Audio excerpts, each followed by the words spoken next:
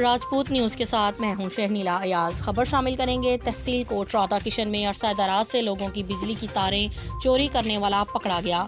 ملزم کا بجلی کی تاریں میٹر سے کاٹ کر لاہور بیچنے کا اعتراف جرم۔ تفصیلات کے مطابق قصور کی تحصیل کوٹ راتا کشن میں عرصہ دراز سے لوگوں کے گھر کے باہر لگے بجلی کے میٹروں سے بجلی کی کیبل تاریں کاٹ کر چرانے کا سلسلہ جاری تھا، جس پر اہلیان علاقہ سخت پریشان تھے۔ تاہم لوگوں نے کل محلہ ججوالا کوٹ راتا کشن میں ملزم محمد شرافت چکنا گھنکی کو رنگے ہاتھوں پکڑ لیا، جس نے اعتراف جرم کیا کہ میں عرصہ دراز سے لوگوں کے بجلی میٹروں سے تاریں کاٹ کر لاہور فروخت کرتا تھا۔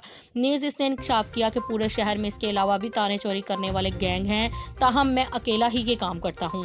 لوگوں نے ملزم کو پولیس کے حوالے کر دیا ہے، جہاں ملزم سے مزید تفتیش کی جا رہی ہے۔ کیمرہ ٹیم کے ساتھ ندیم جٹ، بیورو چیف، راجپوت نیوز، شونیا۔ تازہ ترین اپڈیٹس کے لیے دیکھتے رہیں